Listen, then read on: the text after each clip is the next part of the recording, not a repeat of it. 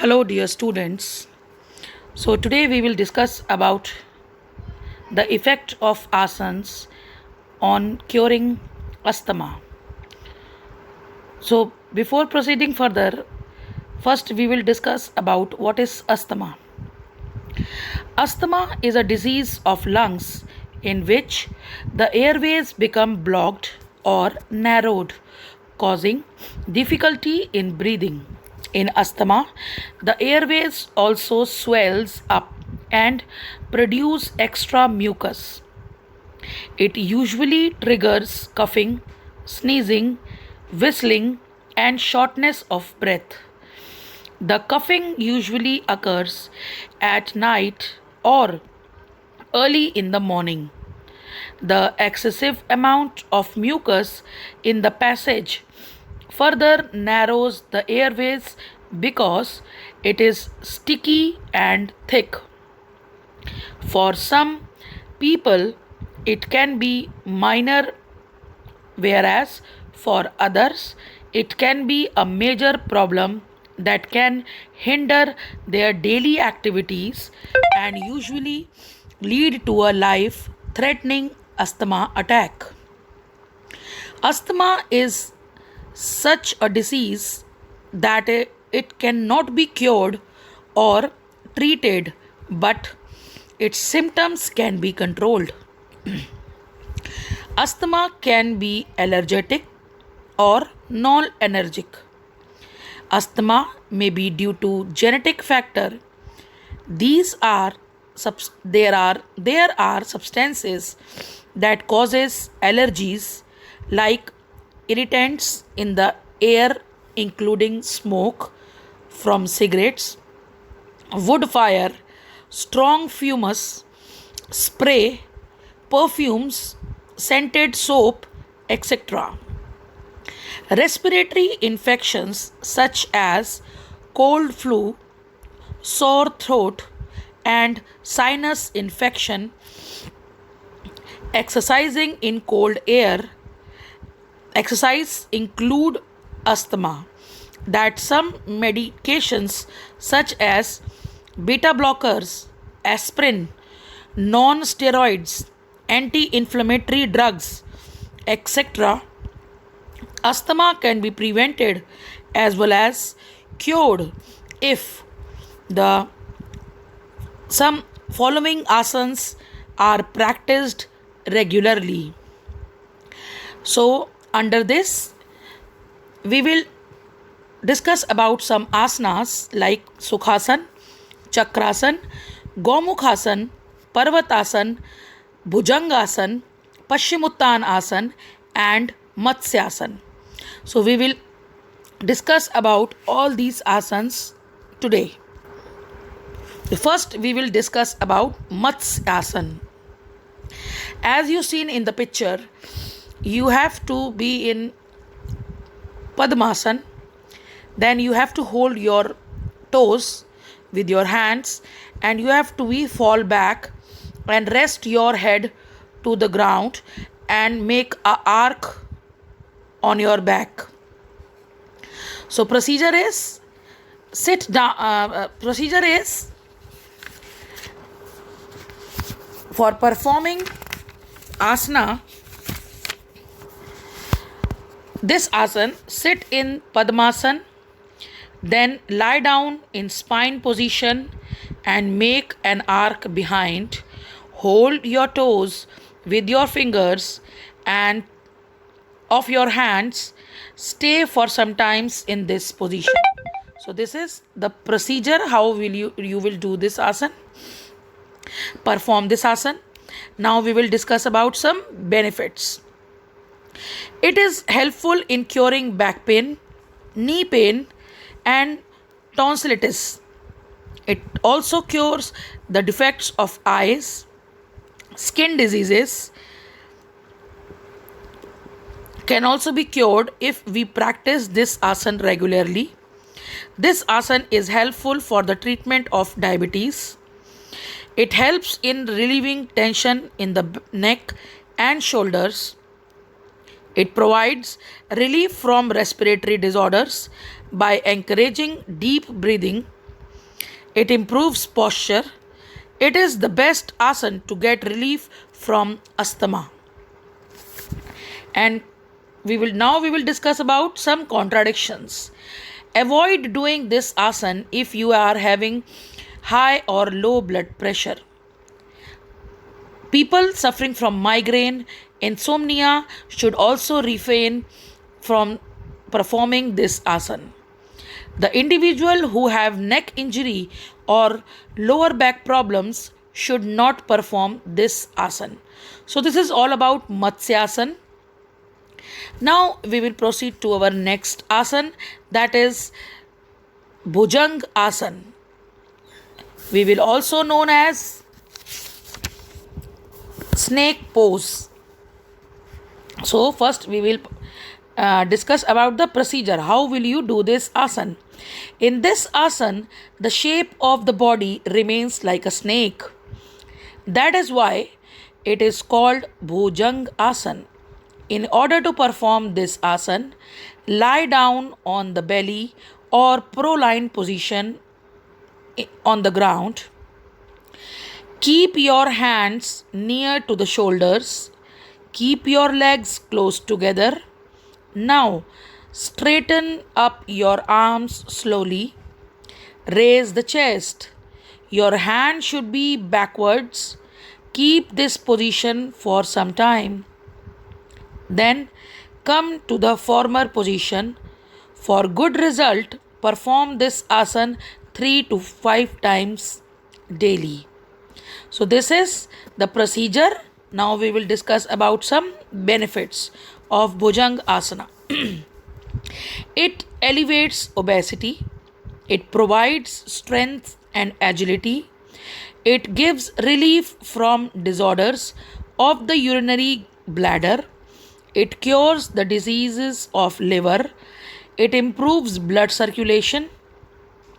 It makes the vertebral column flexible and thin.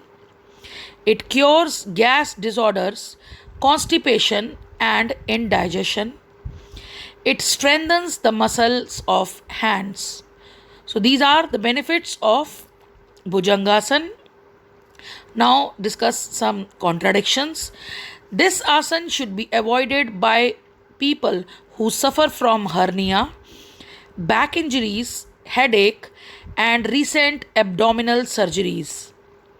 Pregnant women should not perform this asana. So, this is all about Bhujangasana. Now, we will discuss about the Sukh Asana. Sukhasana means, first you will see the position. This is the position of Sukhasana. This is the normal position. The Indians will follow this position at eating time, for rituals, when you are sitting in front of temple or in front of God, you sit in this position only. This position is followed by many peoples in India. This is a sitting position on ground. This is called Sukh Asana. Now we will discuss about the procedure of Sukh Asana. So, sit down with the legs straight in front of the body. After that, bend the right leg and place the foot under the left thigh. Then bend the left leg and keep the foot under the right thigh. Place the hands on the knees. Chin should be in. Keep the head, neck, and back straight. Close the eyes. Relax your body. So this is the procedure, and now we will discuss about the benefits. It facilitates mental and physical balance without causing strain or pain. It stretches and lengthens spine. It calms your mind. It enhances your peace of mind. It reduces anxiety, stress, and mental fatigue. It helps in improving body posture. It provides gentle massage to knees, calf muscles, and thigh. It spread a sense of calmness throughout your body and mind. So these are the benefits of Sukh Asan. Now we will discuss about the contradictions. If your knees and hips are injured or inflamed, you should avoid this asan. If you have a slip disc problem, you should not take proper care while performing this asan. So this is all about Sukhasan. Now we will talk about Chakrasan. First you will see the position. This is the Chakrasan position. You must have clear in your mind that this is the position of Chakrasan. Now we will discuss the procedure. In this asan, the figure of the body becomes like a chakra. Therefore, this asan is called Chakrasan. First of all, lie down on your back or supine lying position. Fix your hands firmly on the ground. Then raise the middle portion of your body upward by pressing your toes and hands to the ground. Raise it as high as possible so that your body is in semicircle position. Then keep your head downward between your hands. In the beginning, keep this position for 1 minute, and then after some days, do it for 3 to 5 minutes. So this is the procedure. Then how will you perform this asan? How will we do this asan? Now we will discuss about the benefits. It cures back pain. It cures any pain in kidney. It is helpful in removing obesity. It prevents the problem of hernia. It stimulates pituitary and thyroid glands. It cures infertility, asthma, and osteoporosis. It gives relief from stress and reduces depression. The semicircular position makes the dorsal side of the body to stretch, making the chest to expand. Thus, more fresh oxygen is available. Now, contradictions. If you suffer from headache or high blood pressure, you should not perform this asan. Don't perform this asan in case of shoulder impingement. Do not perform this asan if you are having tendonitis in this wrist. Individuals who suffer from serious spinal column ailment such as cervical and lumbar spondylitis should avoid this asan. So this is all about the procedure, benefits and contradiction of Chakrasan. Now we will discuss about the Gomukh Asan. First you will see the position. This is the position of Gomukh Asan. I hope you will well understand the position of Gomukh Asan. Now we will discuss about the procedure. Sit down on the ground with legs stretched forward and fold the left leg at the knee and sit on the left foot. Fold the right leg and keep the right thigh on the left thigh with the help of your hands. Now lift your buttocks and bring the heel of both feet together so that they should touch each other. Now fold your left arm behind your back over the shoulder. Fold the right arm behind the back under the right shoulder. Fold the right arm behind the back under the right shoulder. After that, bend your fingers of both the hands and clasp each other. As it times, your head and back should be erect. Then repeat the asan from reverse position. So this is the procedure. How will you perform this asan? Now we will discuss some benefits. It makes the legs muscles strong and elastic. It helps in keeping the shoulder joints healthy, flexible, and strong. It improves the function of lungs. Regular practice of this asana helps in the treatment of sciatica. It improves the functions of kidney by stimulating it, thus helps the individual who suffer from diabetes. It also reduces stress and anxiety. It helps in saving fit and strong. So these all are the benefits of Gomukh Asana. Now we will discuss some contradictions.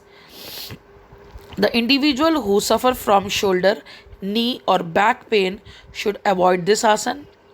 Avoid this asana in case of any knee injury. Avoid this asana in case of recent or chronic knee or hip injury or inflammation. So person who is suffering from hip knee injury or swelling on that part should avoid this asana. Now we will discuss about the Parvat Asana. This is the position of Parvat Asana. I hope you will well understand about the position. Now we will discuss about the procedure. Sit in Padmasana or lotus pose. Stretch your arms sideways and bring them over your head slowly. After that, let your palm touch each other. Then stretch your hands well without bending your elbows. Keep your spine erect. So this is the procedure. How will you perform the Parvatasana? Now we will discuss some benefits. It keeps in enhancing height. It reduces the extra fat in the back and wrist. It tones the abdominal muscle and thus stimulate the organs of abdominal region. It is extremely beneficial in case of asthma. It helps in reducing back pain. It improves the function of spinal cord. It gives relief from tension in shoulder and back. Contradictions. Avoid this asana in case of hip or back injury. One should not perform this asana in case of shoulder injury. So this is all about the benefits and contradictions and procedure of Parvatasana. Bhujangasana we have already discussed. Now we will discuss about Paschim Uttan Asana. So this is the position of Paschim Uttan Asana. Just go through the picture and now you will easily make out that how will you perform this asana. For making it more clear, I will discuss the procedure. Sit on the ground with long sitting position, or we can say with legs forward. Then hold the toes of your feet with the fingers of both hands. Then breathe out slowly and try to touch the knees with your forehead. After that, breathe in slowly, raise your head upward and come to the prior position. Perform this asana at least 10 to 12 times. So this is the procedure. Now we will discuss about the benefits. It cures gas trouble. It prevents the early ossification of bones. It is a good remedy for constipation. It helps to overcome several menstrual disorders. It gives relief in sciatica, back pain and asthma. It reduces obesity.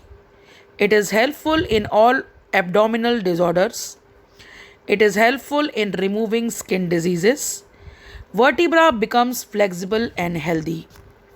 So these all are the benefits. Now we will discuss about some contradictions of Paschimottanasana Asana. Contradictions are: if you are suffering from enlarged liver or spleen or acute appendicitis, you should not do this asana. Avoid doing this asana if you are suffering from any respiratory disorder or disease. If you have any back or spinal problem, make sure that you perform this asana only under expert guidance.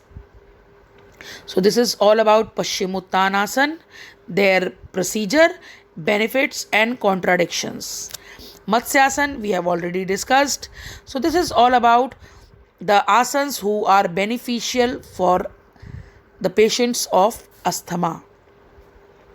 I hope you well understand with this video. Thank you and have a nice day.